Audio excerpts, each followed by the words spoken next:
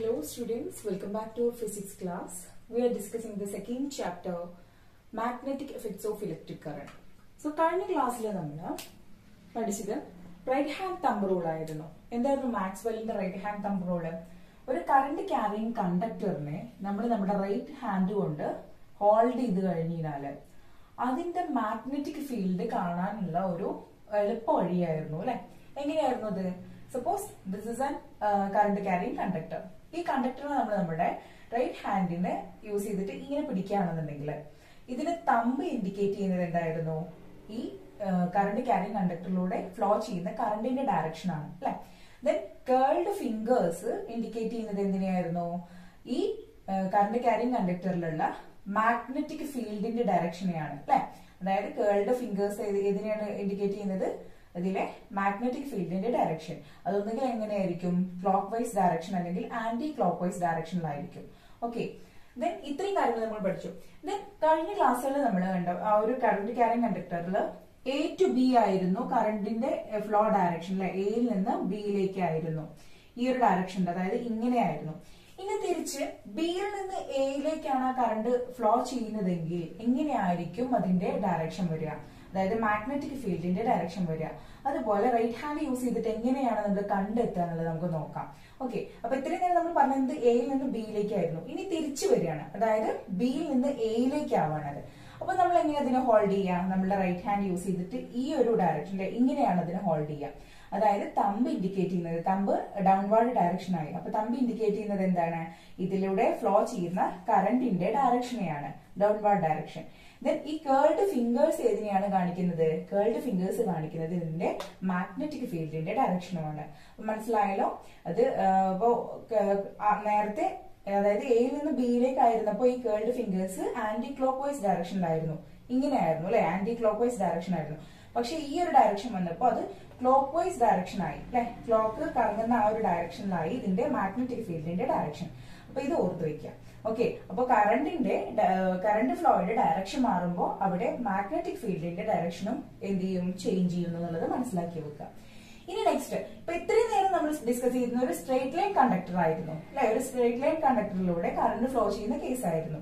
ഇനി നമുക്ക് നെക്സ്റ്റ്, ഇതൊരു ലൂപ്പിലൂടെയാണ് ഈ കറണ്ട് ഫ്ലോ ചെയ്യുന്നതെങ്കിൽ എങ്ങനെയാണ് അവിടുത്തെ മാഗ്നറ്റിക് ഫീൽഡിന്റെ ഡയറക്ഷനെ കണ്ടെത്തുന്നത് നമുക്ക് നോക്കാം. അപ്പൊ നമ്മുടെ ടെക്സ്റ്റിൽ ഒരു ഫിഗർ കൊടുത്തിട്ടുണ്ട്. ഒരു ലൂപ്പ് എന്ത് ചെയ്തിട്ടുണ്ട്? നമ്മള് ഒരു കാർഡ്ബോർഡുമായിട്ട് ബന്ധിപ്പിച്ചിട്ടുണ്ട്. ഒരു കാർഡ്ബോർഡിലൂടെ ഒരു ലൂപ്പ് ഉണ്ടാക്കിയിട്ട് എന്ത് ചെയ്തിട്ടുണ്ട്? അതിനെ ഒരു ബാറ്ററി ആയിട്ട് ബന്ധിപ്പിച്ചതായിട്ടുള്ള ഒരു ഫിഗർ കൊടുത്തിട്ടുണ്ട്. ഇത് അതിന്റെ പോസിറ്റീവ് എൻഡ് ആണെങ്കിൽ ഇത് പോസിറ്റീവ് എൻഡ്, ഇത് നെഗറ്റീവ് എൻഡ്. ഇതിന്റെ ഇടയിലായിട്ട് നമ്മൾ എന്ത് കൊടുത്തിട്ടുണ്ട്? ഒരു ബാറ്ററി കൊടുത്തിട്ടുണ്ട്. അപ്പൊ അതിന്റെ ഒരു ഫിഗർ ആണ് നമ്മുടെ ടെക്സ്റ്റിൽ കൊടുത്തിട്ടുള്ളത്. ഇങ്ങനെയാണെങ്കിൽ ഇതില് എങ്ങനെയായിരിക്കും ഇതിന്റെ കറണ്ട് ഫ്ലോ? അതുപോലെ തന്നെ കറണ്ട് ഫ്ലോന്റെ ഡയറക്ഷൻ അറിയാമെങ്കിൽ എങ്ങനെയാണ് ഇതിന്റെ മാഗ്നറ്റിക് ഫീൽഡിന്റെ ഡയറക്ഷൻ എന്നുള്ളത് നമുക്ക് നോക്കാം. ഓക്കെ, അപ്പൊ അതിൽ 3 പോയിന്റ്സ് അടയാളപ്പെടുത്തിയിട്ടുണ്ട്. A, C, B. ഇങ്ങനെ 3 പോയിന്റ്സ്. എ എന്ന് പറയുന്നത് ഈ ഒരു ലൂപ്പ് കാർഡ്ബോർഡിലൂടെ ഈ ഹോളിലൂടെ താഴേക്ക് പോകുന്ന ഈ ഒരു ലൂപ്പിന്റെ പോയിന്റ് ആണ് എ എന്ന് പറയുന്നത്. സി എന്നുള്ള പോയിന്റ് ഏതായിരുന്നു? ഈ ലൂപ്പ് ഈ ഒരു ഭാഗത്തിലെ കാർഡ്ബോർഡിന്റെ ഹോളിലൂടെ താഴേക്ക് പോകുന്ന ഈ ഒരു പോയിന്റിനാണ് സി എന്ന് പറയുന്നത്. ദെൻ ബി എന്ന് പറയുന്നത് ഇതിന്റെ രണ്ടിന്റെയും ഇന്റർമീഡിയറ്റ് ആയിട്ടുള്ള ഒരു പോയിന്റ് ആണ് ബി എന്ന് പറയുന്നത്, നടുവിലായിട്ട്. അപ്പോൾ നമുക്കറിയാം കറണ്ട് എപ്പോഴും ഫ്ലോ ചെയ്യുക എവിടെ നിന്നും എവിടേക്കാണ്? പോസിറ്റീവ് എൻഡിൽ നിന്നും നെഗറ്റീവ് എൻഡിലേക്കാണ് കറണ്ട് ഫ്ലോ ചെയ്യുക. അപ്പൊ നമ്മൾ ഈ ഒരു സ്വിച്ച് ഓൺ ചെയ്ത് കഴിഞ്ഞാല്, ഇവിടുത്തെ സ്വിച്ച് ഓൺ ചെയ്ത് കഴിഞ്ഞാൽ ഇവിടെ എങ്ങനെയായിരിക്കും കറണ്ട് ഫ്ലോ എന്ന് പറയുന്നത്? സി ടു എ ആണ്. ക്ലോക്ക് വൈസ് ആണോ ആന്റി ക്ലോക്ക് വൈസ് ആണോ? ക്ലോക്ക് വൈസ് എന്ന് പറയുമ്പോൾ എങ്ങനെയാണ്? ഈ ഒരു ഡയറക്ഷൻ ആണ് clock vice direction. Then anti clock vice direction എന്ന് പറയുന്നത് എങ്ങനെയാണ്? ഇങ്ങനെയാണ്. ഇവിടെ ഏതാ വന്നിട്ടുള്ളത്? ഈ ഒരു ഡയറക്ഷൻ ആണ് അല്ലെ. അതായത് നോക്കൂ, ഈ ഒരു ഡയറക്ഷൻ ആണ് വന്നിട്ടുള്ളത്. ആന്റി ക്ലോക്ക് വൈസ് ഡയറക്ഷൻ ആണ് വന്നിട്ടുള്ളത്. Okay, anti clock vice direction. Clock കറങ്ങുന്നതിന്റെ ആന്റി ക്ലോക്ക് ആയിട്ടല്ലേ വന്നിട്ടുള്ളത്. ക്ലോക്ക് കറങ്ങുന്നത് എങ്ങനെയാണ്? 12 നിന്നും ഈ ഒരു ഡയറക്ഷനിലേക്കാണ് കറങ്ങുക. പക്ഷെ ഇവിടെ എങ്ങനെയാ വന്നിട്ടുള്ളത്? സിയിൽ നിന്നും എയിലേക്ക് എന്ന് പറയുമ്പോൾ അത് ആന്റി ക്ലോക്ക് വൈസ് ഡയറക്ഷനിലാണ് ഇവിടെ കറണ്ടിന്റെ ഫ്ലോ വന്നിട്ടുള്ളത്. ഇനി നമുക്ക് എന്ത് ചെയ്യാം? നമ്മുടെ റൈറ്റ് ഹാൻഡ് യൂസ് ചെയ്തിട്ട് ഈ ലൂപ്പില് ഇവിടെ പിടിച്ചു നോക്കാം. ഇവിടെ പിടിക്കുന്ന സമയത്ത് ഇതിന്റെ കറണ്ടിന്റെ ഫ്ലോ എങ്ങനെയാണ്? നോക്കൂ, നമ്മുടെ തമ്പ് എവിടേക്കാ വന്നിട്ടുള്ളത്? അപ്വേർഡ് ഡയറക്ഷനിലാണ് അല്ലെ. അപ്പൊ നമുക്ക് എന്ത് പറയാം? കറണ്ടിന്റെ ഫ്ലോ എന്ന് പറയുന്നത് ഇതിലെ അപ്വേർഡ് ഡയറക്ഷൻ ആണ് കറണ്ടിന്റെ ഫ്ലോ. അങ്ങനെയാണെങ്കിൽ കേൾഡ് ഫിംഗേഴ്സ് എങ്ങനെയാ വന്നിട്ടുള്ളത് നോക്കൂ. ഇങ്ങനെ നമ്മൾ ഹോൾഡ് ചെയ്യുമ്പോൾ ഈ ഒരു ലൂപ്പ്, ഇതൊരു ലൂപ്പ് ആണെന്നുണ്ടെങ്കിൽ ഈ ലൂപ്പിനെ ഹോൾഡ് ചെയ്യുമ്പോൾ അതിലെ തമ്പ് വരുന്നത് അപ്വേർഡ് ഡയറക്ഷൻ ആണ്, അതായത് കറണ്ടിന്റെ ഫ്ലോ അപ്വേർഡ് ഡയറക്ഷനിലാണ്. ദെൻ കേൾഡ് ഫിംഗേഴ്സ് ശ്രദ്ധിച്ചോ നിങ്ങള്. അപ്പൊ ഈ കേൾഡ് ഫിംഗേഴ്സിന്റെ ഡയറക്ഷൻ ആണ് മാഗ്നറ്റിക് ഫീൽഡ് എന്ന് പറഞ്ഞിട്ടുണ്ടായിരുന്നു. അപ്പൊ ഇവിടെ മാഗ്നറ്റിക് ഫീൽഡിന്റെ ഡയറക്ഷൻ എങ്ങനെയാ വരിക? ഇങ്ങനെ ആന്റി ക്ലോക്ക് വൈസ് ഡയറക്ഷനിലാണ് ഇവിടെ മാഗ്നറ്റിക് ഫീൽഡിന്റെ ഡയറക്ഷൻ വരിക. Okay, anti clock vice direction, കാരണം നമ്മുടെ ഫിംഗേഴ്സ് കേൾ ചെയ്തിരിക്കുന്നത് ആന്റി ക്ലോക്ക് വൈസ് ഡയറക്ഷനിലാണ്, ഈ ഒരു ഡയറക്ഷനിലാണ് വന്നിട്ടുള്ളത്. സോ ഇതൊരു ആന്റി ക്ലോക്ക് വൈസ് ഡയറക്ഷനിലാണ് ഇവിടുത്തെ മാഗ്നറ്റിക് ഫീൽഡ് വരുന്നത്. ഇനി നമുക്ക് നോക്കാം എയുടെ കേസിൽ എങ്ങനെയായിരിക്കും. നമ്മൾ സിയിലുള്ള പോയിന്റ് ആണ് പറഞ്ഞത് ഇപ്പോ. ഇനി എ എന്നുള്ള പോയിന്റിൽ എങ്ങനെയായിരിക്കും? എന്നുള്ള പോയിന്റിന്റെ ഇവിടെ നമ്മൾ പിടിക്കുന്ന സമയത്ത്, നമ്മൾ ഈ ഒരു ലൂപ്പിനെ ഇങ്ങനെ ഹോൾഡ് ചെയ്യുന്ന സമയത്ത് നമ്മളുടെ നേരത്തെ നമ്മൾ കണ്ട പോലെ നമ്മളുടെ തമ്പ് വരുന്നത് താഴേക്കാണ് അല്ലെ, ഡൗൺവേർഡ് ഡയറക്ഷനിലേക്കാണ് തമ്പ് വരുന്നത്. സോ കറണ്ടിന്റെ ഫ്ലോ എന്ന് പറയുന്നത് എന്താണ്? ഡൗൺവേർഡ് ഡയറക്ഷനിലാണ്. ദെൻ ഫിംഗേഴ്സിൽ ശ്രദ്ധിക്കൂ, ഇങ്ങനെ ഫിംഗേഴ്സിനെ ശ്രദ്ധിക്കൂ. എങ്ങനെയാണ് കേൾഡ് ഫിംഗേഴ്സ് ഏത് ഡയറക്ഷനാണ് വന്നിരിക്കുന്നത്? ക്ലോക്ക് വൈസ് ആണ് അല്ലെ. നോക്കൂ, ക്ലോക്ക് കറങ്ങുന്ന ഒരു ഡയറക്ഷൻ ആണ്, ക്ലോക്ക് വൈസ് ഡയറക്ഷനാണ് നമ്മൾ ഫിംഗേഴ്സ് കേൾ ചെയ്തിട്ടുള്ളത്. സോ നമുക്ക് എന്ത് പറയാം? ഇവിടെ കറണ്ടിന്റെ ഡയറക്ഷൻ എന്ന് പറയുന്നത് എന്താണ്? ഡൗൺവേർഡ് ഡയറക്ഷൻ ആണ്. ദെൻ മാഗ്നറ്റിക് ഫീൽഡിന്റെ ഡയറക്ഷൻ എന്ന് പറയുന്നതോ? മാഗ്നറ്റിക് ഫീൽഡ് എന്ന് പറയുന്നത് ക്ലോക്ക് വൈസ് ഡയറക്ഷനുമാണ്. ഓക്കെ, ഇവിടെ ആന്റി ക്ലോക്ക് വൈസ്, ഇവിടെ ക്ലോക്ക് വൈസ് ഡയറക്ഷനുമാണ് വന്നിട്ടുള്ളത്. ഓക്കെ, അപ്പൊ ഇത് മനസ്സിലായല്ലോ. അപ്പൊ നമ്മൾ എന്ത് ചെയ്തിട്ടുണ്ട്? ഇവിടെ നോക്കുന്ന സമയത്ത് നമ്മൾ മനസ്സിലായി കറണ്ട് ആന്റി ക്ലോക്ക് വൈസ് ഡയറക്ഷനിൽ കറങ്ങുന്ന സമയത്ത്, കറണ്ട് ആന്റി ക്ലോക്ക് വൈസ് ഡയറക്ഷനിൽ ഈ ലൂപ്പിലൂടെ പോകുന്ന സമയത്ത് ഇവിടെ സി എന്നുള്ള പോയിന്റില് കറണ്ടിന്റെ മാഗ്നറ്റിക് ഫീൽഡിന്റെ ഡയറക്ഷൻ പറയുന്നത് ആന്റി ക്ലോക്ക് വൈസ് ഡയറക്ഷനിലായിരുന്നു. എ എന്നുള്ള പോയിന്റിൽ എത്തുമ്പോൾ അതെന്തായിട്ടുണ്ട്? Clock vice ഡയറക്ഷനിലായിട്ടുണ്ട്. അതായത് ഇവിടെ നോക്കി കഴിഞ്ഞു കഴിഞ്ഞാല് ഈ ഒരു മാഗ്നറ്റിക് ഫീൽഡ് നമുക്ക് ഏതുപോലെയാ തോന്നുക? ആ ഒരു ഫിഗർ നോക്കുന്ന സമയത്ത് നോക്കൂ, എങ്ങനെയാണ് അവിടുത്തെ മാഗ്നറ്റിക് ഫീൽഡിന്റെ ആ ഒരു റൗണ്ട് വരച്ചത് കണ്ടോ നിങ്ങള്? അതായത് ആന്റി ക്ലോക്ക് വൈസ് ആവുന്ന സമയത്ത് ഈ ലൂപ്പിന്റെ ഉള്ളിൽ നിന്നും, അതായത് ലൂപ്പിന്റെ ഉള്ളിൽ നിന്നും മാഗ്നറ്റിക് ഫീൽഡ് ലൈൻസ് പുറത്തേക്ക് വരുന്നത് പോലെയാണ് നമുക്ക് തോന്നുന്നത് അല്ലെ, നമ്മളിലേക്ക് വരുന്നത് പോലെയാണ് തോന്നുന്നത്. ആന്റി ക്ലോക്ക് വൈസ് ആകുന്ന, അതായത് കറണ്ടിന്റെ ഡയറക്ഷൻ ആന്റി ക്ലോക്ക് വൈസ് ആകുന്ന സമയത്ത് ഇവിടുത്തെ മാഗ്നറ്റിക് ഫീൽഡ് ലൈൻസ് ഈ ലൂപ്പിൽ നിന്നും പുറത്തേക്ക് അല്ലെ, ഔട്ട് ഫ്രം ദി ലൂപ്പ് അല്ലെ, out from the loop towards us, നമ്മുടെ നേരേക്ക് വരുന്നത് പോലെയാണ് നമുക്ക് അവിടെ തോന്നുന്നത്. ഇനി നമ്മൾ എന്ത് ചെയ്യാണ്? ഈ ഒരു ഇതിന്റെ പൊളാരിറ്റി മാറ്റി കൊടുക്കണം, അതായത് ഇതിന്റെ എൻഡ് തമ്മിൽ മാറ്റി കൊടുക്കുകയാണ്. ആ സമയത്ത് എങ്ങനെയായിരിക്കും ഇവിടുത്തെ കറണ്ട് അതുപോലെ മാഗ്നറ്റിക് ഫീൽഡ് വരിക എന്നുള്ളത് നമുക്കൊന്ന് ശ്രദ്ധിച്ചു നോക്കാം. ഈ ഫിഗർ ശ്രദ്ധിക്കൂ. ഇവിടെ നമ്മൾ എന്ത് ചെയ്തിട്ടുണ്ട്? ബാറ്ററിയുടെ രണ്ട് എൻഡ് അങ്ങോട്ടും ഇങ്ങോട്ടും മാറ്റി കൊടുത്തിട്ടുണ്ട്. അതായത് ഇവിടെ പോസിറ്റീവ് എൻഡ് ആക്കിയിട്ടുണ്ട്, ഇവിടെ നെഗറ്റീവ് എൻഡ് ആക്കിയിട്ടുണ്ട്. ഇപ്പൊ ഇവിടെ എങ്ങനെയായിരിക്കും കറണ്ടിന്റെ ഫ്ലോ? പോസിറ്റീവിൽ നിന്നും നെഗറ്റീവിലേക്ക് അല്ലെ, അതായത് എയിൽ നിന്നും സിയിലേക്കാണ് കറണ്ടിന്റെ ഫ്ലോ എന്ന് പറയുന്നത്. ഇത് ആന്റി ക്ലോക്ക് വൈസ് ആണോ ക്ലോക്ക് വൈസ് ആണോ എന്നുള്ളത് നോക്കൂ. ക്ലോക്ക് വൈസ് ഡയറക്ഷൻ, ക്ലോക്ക് ഈ ഡയറക്ഷനിലേക്ക് ഇറങ്ങുന്നത്. സോ ക്ലോക്ക് വൈസ് ഡയറക്ഷനാണ് ഇവിടെ കറണ്ടിന്റെ ഫ്ലോ എന്ന് പറയുന്നത്. ഇനി നമുക്ക് എന്ത് ചെയ്യാം? ഇതുപോലെ റൈറ്റ് ഹാൻഡ് തമ്പ് യൂസ് ചെയ്തിട്ട്, മാക്സ്വെല്ലിന്റെ right hand thumb rule use ചെയ്തിട്ട് നമുക്ക് ഇവിടുത്തെ മാഗ്നറ്റിക് ഫീൽഡിന്റെ ഡയറക്ഷൻ എങ്ങനെയായിരിക്കും നോക്കാം. സപ്പോസ് ദിസ് ഇസ് ലൂപ്പ് അല്ലെ, കറണ്ട് ക്യാരിങ് ലൂപ്പ് ആണിത്. ഇതിൽ നമ്മൾ എന്ത് ചെയ്തു? ഇത് എ എന്നുള്ള പോയിന്റിൽ നമ്മൾ ഹോൾഡ് ചെയ്ത് പിടിക്കുകയാണ്. ഹോൾഡ് ചെയ്ത് പിടിക്കുന്ന സമയത്ത് നമ്മൾ തമ്പ് ഏത് ഡയറക്ഷനിലാണ് വരുന്നത്? അപ്വേർഡ് ഡയറക്ഷനിലാണ്. അതായത് നമ്മുടെ കറണ്ട് ഇവിടെ ഫ്ലോ ചെയ്യുന്നത് അപ്വേർഡ് ഡയറക്ഷനിലാണ്. ഇനി ഫിംഗേഴ്സ് ശ്രദ്ധിക്കൂ, curled fingers. Okay, curled fingers ആണ് ഇവിടെ ഉള്ളത്. കേൾഡ് ഫിംഗേഴ്സ് ആവുമ്പോ അത് ക്ലോക്ക് വൈസ് ഡയറക്ഷനിലാണോ ആന്റി ക്ലോക്ക് വൈസ് ഡയറക്ഷനിലാണോ വന്നിരിക്കുന്നത് നോക്കൂ. ഇത് ആന്റി ക്ലോക്ക് വൈസ് ഡയറക്ഷനിലാണ് ഇവിടെ കിടക്കുന്നത് അല്ലെ, ആന്റി ക്ലോക്ക് വൈസ് ഡയറക്ഷനിലാണ് ഇവിടെ കിടക്കുന്നത്. നേരത്തെ നോക്കി അതേ കാര്യങ്ങൾ, നേരത്തെ നിന്ന് കുറച്ച് ഡിഫറെന്റ് ആയിട്ടുള്ള കാര്യമാണ് ഇവിടെ കാണുന്നത്. ഇനി നെക്സ്റ്റ് സിയുടെ കേസ് നോക്കുന്ന സമയത്തോ, സിയിൽ എത്തുമ്പോൾ അത് എങ്ങനെയായി? ലൂപ്പിന്റെ നമ്മൾ ഇങ്ങനെ പിടിക്കേണ്ട അവസ്ഥയാ അല്ലെ, ഇങ്ങനെയാണ് പിടിക്കുന്നത്. അതായത് കറണ്ടിന്റെ ഫ്ലോ എന്ന് പറയുന്നത് ഡൗൺവേർഡ് ആയി. പിന്നെയോ ഫിംഗേഴ്സ് എങ്ങനെയാണ് കേളിയിരിക്കുന്നത്? ഫിംഗേഴ്സ് കേളിയിരിക്കുന്നത് ക്ലോക്ക് വൈസ് ഡയറക്ഷനിലാണ്. തിരിഞ്ഞു പോയി അല്ലെ, നേരത്തെ ഇങ്ങോട്ടായിരുന്നു കറണ്ട് ഡയറക്ഷൻ, നമ്മൾ ഈ ഒരു ഭാഗത്തേക്കായിരുന്നു. ഇവിടെ ക്ലോക്ക് വൈസും ഇവിടെ ആന്റി ക്ലോക്ക് വൈസ് ആയിരുന്നു. ഇത് തിരിച്ചായപ്പോ എങ്ങനെയായി? അത് ഓപ്പോസിറ്റ് ആയി അല്ലെ, ഇവിടെ ആന്റി ക്ലോക്ക് വൈസും ഇവിടെ ക്ലോക്ക് വൈസും ആയി. ഓക്കെ, ക്ലോക്ക് വൈസ് ഡയറക്ഷനിലായി ഇവിടുത്തെ മാഗ്നറ്റിക് ഫീൽഡ് എന്ന് പറയുന്നത്. ഇവിടെ നമ്മൾ ഈ ഒരു ഫീൽഡ് ലൈൻസിന്റെ ഫിഗർ ശ്രദ്ധിച്ചു കഴിഞ്ഞാൽ നമുക്കൊരു കാര്യം മനസ്സിലാവും. അതെന്താന്ന് വെച്ച് കഴിഞ്ഞാല്, അതായത് ക്ലോക്ക് വൈസ് ഡയറക്ഷനിൽ നമ്മുടെ കറണ്ട് ഫ്ലോ ചെയ്യുമ്പോൾ, ഐ എന്ന് പറയുന്നത് കറണ്ട് ആണ്.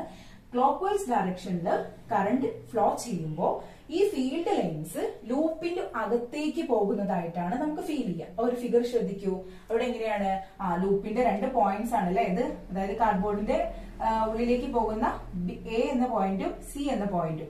ഓക്കെ, അപ്പൊ ഇവിടെ നോക്കൂ, ആ ഒരു ലൂപ്പിന്റെ അകത്തേക്ക് ഫീൽഡ് ലൈൻസ് പോകുന്നത് പോലെയാണ് നമുക്ക് തോന്നുന്നത് അല്ലെ. ഇവിടെയൊക്കെ ഇങ്ങനെ നോക്കുന്ന സമയത്ത് എങ്ങനെയാണ് ഫീൽഡ് ലൈൻസ് ലൂപ്പിന്റെ അകത്തേക്ക് പോകുന്നത്. പിന്നെയോ ഇത് എങ്ങനെയാണ് ക്ലോക്ക് വൈസ് ഡയറക്ഷനിൽ കറണ്ട് ആവുമ്പോൾ, ക്ലോക്ക് വൈസ് കറണ്ട് ആകുമ്പോഴാണ് ഇങ്ങനെ ഒരു ഫിഗർ നമുക്ക് ശ്രദ്ധിക്കാൻ കഴിയുന്നത്. ദെൻ ഇത് ആന്റി ക്ലോക്ക് വൈസ് ഡയറക്ഷനിലാണെങ്കിലോ, ഈ കറണ്ടിന്റെ ഫ്ലോ എന്ന് പറയുന്നത് ആന്റി ക്ലോക്ക് വൈസ് ഡയറക്ഷനിലാണെങ്കിൽ ഇവിടെ എങ്ങനെയായിരിക്കും നമുക്ക് ഫീൽ ചെയ്യാം? ആന്റി ക്ലോക്ക് വൈസ് ഡയറക്ഷനിലാകുമ്പോ ഇതെങ്ങനെയാണ്, ഈ ലൂപ്പിൽ നിന്നും പുറത്തേക്ക് വരുന്നത് പോലെയാ തോന്നുന്നത് അല്ലെ. ലൂപ്പിന്റെ അകത്ത് നിന്ന് നോക്കൂ, പുറത്തേക്ക് നമ്മളുടെ അടുത്തേക്ക് വരുന്നത് പോലെയായിട്ടാ തോന്നുന്നത്. Towards to us, away from the loop അല്ലെ. അപ്പൊ അത് ശ്രദ്ധിക്കുക, ക്ലോക്ക് വൈസ് ഡയറക്ഷനിലാകുമ്പോഴും ആന്റി ക്ലോക്ക് വൈസ് ഡയറക്ഷനിലാകുമ്പോഴും അവിടുത്തെ മാഗ്നറ്റിക് ഫീൽഡ്സ് ഓഫ് ലൈൻസിന്റെ പ്രത്യേകതകൾ ഒന്നുകൂടെ പറയാം. ക്ലോക്ക് വൈസ് ഡയറക്ഷനിലാണ് കറണ്ട് ഫ്ലോ ചെയ്യുന്നതെങ്കിൽ the magnetic field lines are seen in the direction towards the loop. Okay, ലൂപ്പിന്റെ അകത്തേക്ക് മാഗ്നറ്റിക് ഫീൽഡ് ലൈൻസ് പോകുന്നത് പോലെ നമുക്ക് തോന്നുന്നു. If the current flow is in anti-clockwise direction, anti-clockwise directionലാണെന്നുണ്ടെങ്കിൽ അതെങ്ങനെയായിരുന്നു? It is move away from the loop. ലൂപ്പിൽ നിന്നും magnetic field lines പുറത്തേക്ക് വരുന്നത് പോലെ ആയിട്ടാണ് നമുക്ക് തോന്നുന്നത്. അപ്പൊ ഈ രണ്ട് കേസ് നിങ്ങൾ മനസ്സിലാക്കി വെക്കുക. ആന്റി ക്ലോക്ക് വൈസ് ഡയറക്ഷനും ക്ലോക്ക് വൈസ് ഡയറക്ഷനിലും കറണ്ട് ഫ്ലോ ചെയ്യുമ്പോൾ ഉണ്ടാകുന്ന പ്രത്യേകതകൾ. ഇനി നമ്മൾ ഫസ്റ്റിൽ ഒരു ഫിഗർ കണ്ടിട്ടുണ്ടായിരുന്നു. നമ്മളുടെ ചാപ്റ്ററിന്റെ ഫസ്റ്റിലായിട്ട് രണ്ട് കുട്ടികളുടെ ഡൗട്ട് അല്ലെ, അവർ ചോദിക്കുന്നുണ്ട് എന്തുകൊണ്ടാണ് ഈ ഒരു മോട്ടോറിന്റെ ടേൺസ്, നമ്പർ ഓഫ് ടേൺസ് ഇത്ര കൂട്ടിയിരിക്കുന്നത്? ഈ നമ്പർ ഓഫ് ടേൺസ് കൂട്ടുന്നത് കാരണം അവിടെ എന്തെങ്കിലും മാറ്റങ്ങൾ, പ്രത്യേകതകൾ വരുന്നുണ്ടോ എന്നുള്ളത് നമ്മളോട് ചോദിച്ചിട്ടുണ്ടായിരുന്നു അല്ലെ, അവർ ഡൗട്ട് ചോദിച്ചിട്ടുണ്ടായിരുന്നു. അപ്പൊ നമുക്ക് നോക്കാം, ഏതൊരു ഇലക്ട്രോണിക് എക്യുപ്മെന്റ്സിലും ഇതുപോലെയുള്ള നമ്പർ ഓഫ് ടേൺസ്, കോപ്പർ വയേഴ്സിന്റെ ടേൺസ് കൂടുന്നതിനനുസരിച്ചിട്ട് അവിടുത്തെ കറണ്ട് ഫ്ലോയ്ക്കും മാഗ്നറ്റിക് ഫീൽഡിനൊക്കെ എന്തെങ്കിലും മാറ്റങ്ങൾ വരുന്നുണ്ടോ എന്നുള്ളത് നമുക്ക് നോക്കാം. ഓക്കെ, അപ്പോ നമുക്കൊരു എക്സ്പെരിമെന്റ് ചെയ്യാൻ വേണ്ടിയിട്ട് തന്നിട്ടുണ്ട്. നമുക്ക് ഫിഗർ 2.7 ശ്രദ്ധിക്കൂ. ഫിഗർ 2.7 നമുക്ക് എന്ത് തന്നിട്ടുണ്ട്? ഒരു സൗത്ത് നോർത്ത് ഡയറക്ഷനിലായിട്ട് ഒരു ലൂപ്പ് വെച്ചിട്ടുണ്ട്. ഓക്കെ, ഒരു കറണ്ട് ക്യാരിങ് ലൂപ്പ് വെച്ചിട്ടുണ്ട് സൗത്ത് നോർത്ത് ഡയറക്ഷനിലായിട്ട്. ഇത് ഇവിടെ നോക്കുന്ന സമയത്ത് നമുക്ക് കാണാൻ കഴിയും കറണ്ട് ഫ്ലോ എന്ന് പറയുന്നത് ക്ലോക്ക് വൈസ് ഡയറക്ഷനിലാണ്, A to B, south north ഡയറക്ഷനിൽ. ഇനി നമ്മൾ എന്ത് ചെയ്യാണ്? ഇവിടെ ഒരു മാഗ്നറ്റിക് കോമ്പസ്, മാഗ്നറ്റിക് നീഡിൽ വെക്കുകയാണ് ഈ വെസ്റ്റ് ഡയറക്ഷൻ. അപ്പൊ നമ്മള് ഈ ഒരു എ ബി എന്നുള്ള ലൂപ്പിന് ഒരു ബൈസെക്ടർ വരച്ചിരിക്കുകയാണ്. കണ്ടോ, ഈ നീഡിൽ നിന്നും ഒരു ബൈസെക്ടർ നമ്മളിങ്ങനെ സാങ്കല്പികമായിട്ട് വരച്ചിരിക്കുകയാണ് ചെയ്യുന്നത്. ഇനി നമ്മള് എന്ത് ചെയ്യാണ്? ഇതിലൂടെ കറണ്ട് പാസ് ചെയ്യുന്ന സമയത്ത് ഇവിടെ സ്വാഭാവികമായിട്ട് എന്ത് സംഭവിക്കും? നീഡിലിന് ഡിഫ്ലക്ഷൻ സംഭവിക്കും. അതായത് ഇവിടെ ക്ലോക്ക് വൈസ് ഡയറക്ഷനിൽ നമ്മുടെ കറണ്ട് ഫ്ലോ ചെയ്യുമ്പോൾ നീഡിലിന്റെ ഡിഫ്ലക്ഷൻ എങ്ങനെയായിരിക്കും? ഏത് ഡയറക്ഷനിലായിരിക്കും? ഈസ്റ്റ് വെസ്റ്റ് ഡയറക്ഷനിലായിട്ടായിരിക്കും നമ്മുടെ നീഡിൽ ഡിഫ്ലക്ട് ചെയ്യുക അല്ലെ. നമ്മൾ നേരത്തെ എക്സ്പെരിമെന്റിൽ കണ്ടിട്ടുണ്ടായിരുന്നു, കോളങ്ങളൊക്കെ ക്രിയേറ്റ് ചെയ്തിട്ട് നമ്മൾ അവിടെ ചെയ്തിട്ടുണ്ടായിരുന്നു. അപ്പൊ ഇവിടെ നമ്മുടെ നീഡിൽ ഡിഫ്ലക്ട് ചെയ്യുന്നത് ഈ സൗത്ത് നോർത്ത് ഡയറക്ഷനിൽ ഇവിടെ കറണ്ട് ഫ്ലോ ചെയ്യുമ്പോൾ നീഡിൽ ഡിഫ്ലക്ട് ചെയ്യുന്നത് ഈസ്റ്റ് വെസ്റ്റ് ഡയറക്ഷനിലായിട്ടാണ് നീഡിൽ ഡിഫ്ലക്ട് ചെയ്യാം. ഓക്കെ, ഇനി നെക്സ്റ്റ് ചെയ്യാൻ പോകുന്നത് ഈ നീഡിലിനെ നമ്മൾ എന്ത് ചെയ്യാണ്? ഈസ്റ്റ് ഡയറക്ഷനിലും വെസ്റ്റ് ഡയറക്ഷനിലും നമ്മളിങ്ങനെ മാറ്റിക്കൊണ്ടിരിക്കുകയാണ്. അതായത് എ ബി എന്നുള്ള ഈ ഒരു പോയിന്റിൽ നിന്ന്, സൗത്ത് നോർത്ത് ഈ ഒരു ലൈനിൽ നിന്ന് നമ്മൾ എന്ത് ചെയ്യാണ്? ഈ ഒരു നീഡിലിനെ, മാഗ്നറ്റിക് നീഡിലിനെ താഴേക്ക് കൊണ്ടുവരികയാണ്. ഇതിന്റെ അടുത്തിൽ നിന്ന് നമ്മളിങ്ങനെ നീക്കി കൊണ്ടുവരികയാണ്. അപ്പൊ ഒരു പെർട്ടിക്കുലർ ഡിസ്റ്റൻസ് എത്തുമ്പോൾ നമ്മളിവിടേക്ക് ഇങ്ങനെ നീക്കി കൊണ്ടുവന്നിട്ട് മൂവ് ചെയ്ത് കൊണ്ടുവന്നിട്ട് ഒരു പെർട്ടിക്കുലർ ഡിസ്റ്റൻസിൽ എത്തുമ്പോൾ ഇതിലെ നീഡിൽ എന്ത് ചെയ്യും? ഇതുവരെ നീഡിൽ ഇങ്ങനെയായിരുന്നു അല്ലെ, ഈസ്റ്റ് വെസ്റ്റ് ഡയറക്ഷനിൽ ഇരിക്കുന്ന ഈ ഒരു നീഡിൽ പെട്ടെന്ന് എന്താവും? ഒരു പെർട്ടിക്കുലർ ഡിസ്റ്റൻസിൽ എത്തുമ്പോൾ അത് സൗത്ത് നോർത്ത് ഡയറക്ഷനിൽ ഇങ്ങനെ ഓട്ടോമാറ്റിക് ആയിട്ട് സൗത്ത് നോർത്ത് ഡയറക്ഷനിലായിട്ട് മാറും. ഓക്കെ, അതായത് നീഡിലെ നമ്മൾ എന്ത് ചെയ്യാണ്? ഈ ഒരു പൊസിഷനിൽ നിന്നും താഴേക്ക് കൊണ്ടുവരികയാണ്. അതിന്റെ ആ ഒരു കറണ്ട് ക്യാരിങ് കണ്ടക്ടറിന്റെ അടുത്ത് നിന്ന് നമ്മൾ എന്ത് ചെയ്യാണ്? ദൂരേക്ക് കൊണ്ടുപോവാണ്. അപ്പൊ കൊണ്ടുപോകുന്ന സമയത്ത് ഒരു പെർട്ടിക്കുലർ ഡിസ്റ്റൻസ് എത്തുമ്പോൾ അത് എന്ത് ചെയ്യും? അത് ഓട്ടോമാറ്റിക് ആയിട്ട് സൗത്ത് നോർത്ത് ഡയറക്ഷൻ, അതിന്റെ പഴയ ഒരു ഡയറക്ഷനിൽ തന്നെ ആ നീഡിൽ നിൽക്കാൻ തുടങ്ങും. ഓക്കെ, അപ്പൊ നമ്മൾ ഈ ഒരു സമയത്ത് നമ്മൾ എന്ത് ചെയ്യാണ്? ഇവിടെ കൊടുത്തിരിക്കുന്ന കറണ്ടിന്റെ എമൗണ്ട് കൂട്ടി കൊടുക്കുകയാണ്. നമ്മൾ ഇതുവരെ കൊടുത്തിരിക്കുന്ന ഒരു 2 വോൾട്ട് കറണ്ട് ആയിരുന്നെങ്കിൽ അതിനെ കൂട്ടിയിട്ട് നമ്മൾ എന്ത് ചെയ്യുന്നു? 4 വോൾട്ട് കറണ്ട് കൊടുക്കുകയാണ്. ഇവിടെ 4 വോൾട്ട് കറണ്ട് കൊടുത്തിട്ട് നമ്മൾ ഈ ഒരു എക്സ്പെരിമെന്റ് വീണ്ടും റിപ്പീറ്റ് ചെയ്യാണ്. ഇപ്പൊ സപ്പോസ് നമ്മൾ 2 വോൾട്ട് കറണ്ട് കൊടുത്തപ്പോ ഈ ഒരു ഡയറക്ഷനിൽ, ഈ ഒരു ഡിസ്റ്റൻസിൽ വെച്ചിട്ടാണ് നീഡില് സൗത്ത് നോർത്ത് ഡയറക്ഷനില് ഒരു നീഡിന്റെ ഒരു ഡിഫ്ലക്ഷൻ കാണിച്ചത്. നമ്മൾ ഇവിടുത്തെ കറണ്ടിന്റെ ഇന്റൻസിറ്റി കൂട്ടി കൊടുക്കണം, 4 വോൾട്ട് ആക്കി. എന്നിട്ട് സെയിം എക്സ്പെരിമെന്റ് നമ്മൾ റിപ്പീറ്റ് ചെയ്യാണ്. ഓക്കെ, നീഡിലിനെ നമ്മൾ എന്ത് ചെയ്തു, ദേ അവിടെ നിന്നും താഴേക്ക് കൊണ്ടുവരികയാണ്. അതായത് അവിടെ നിന്നും കുറച്ച് മാറ്റി കൊടുക്കുകയാണ്.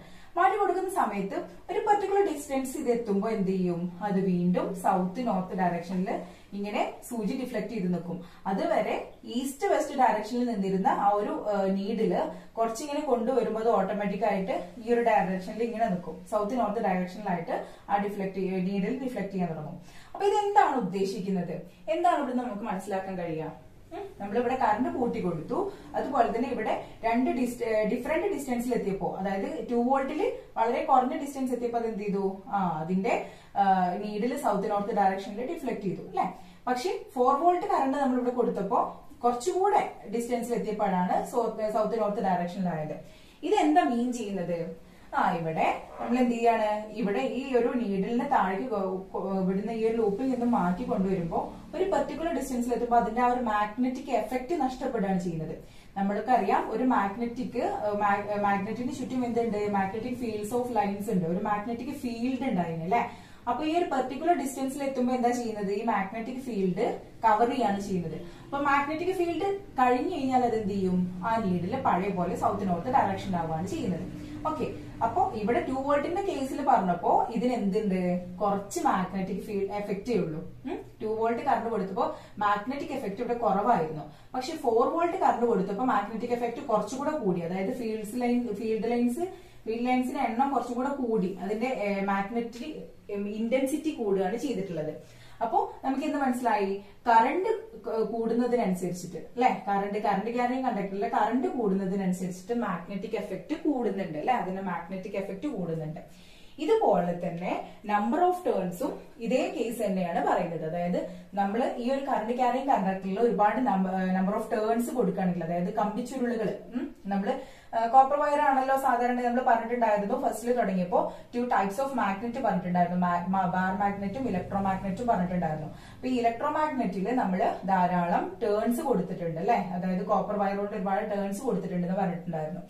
ഈ ടേൺസ് നമ്പർ ഓഫ് ടേൺസ് കൂടുന്നതിനനുസരിച്ചിട്ടും എന്ത് ചെയ്യുന്നുണ്ട്, മാഗ്നറ്റിക്കിന്റെ എഫക്ട്, അതായത് മാഗ്നറ്റിക് ഇന്റൻസിറ്റി കൂടാറുണ്ട്. അപ്പൊ 2 കേസസ് ആണ് പറഞ്ഞത്. ഒന്ന് കറണ്ട്,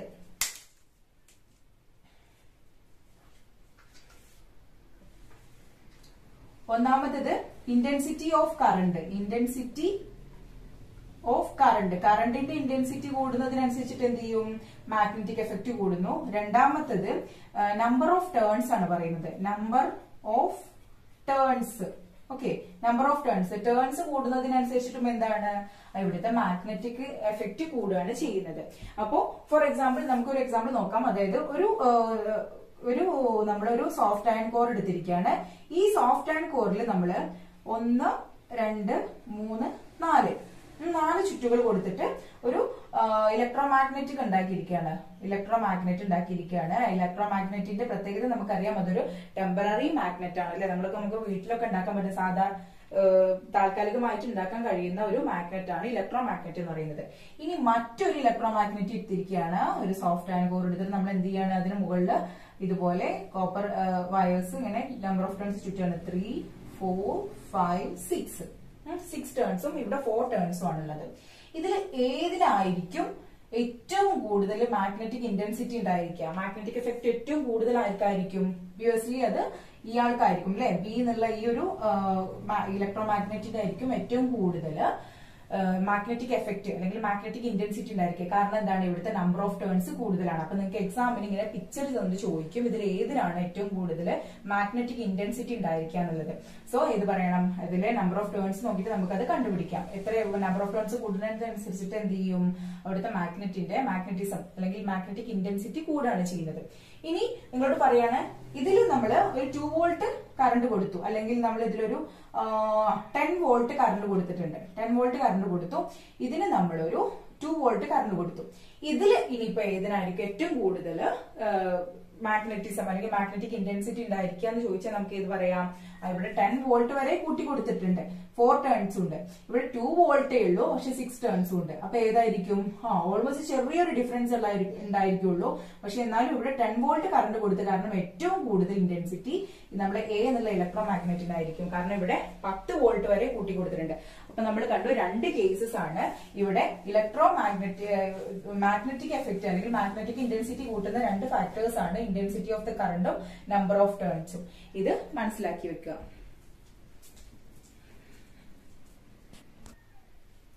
അതായത് നമുക്ക് പറയാം എന്താണ്?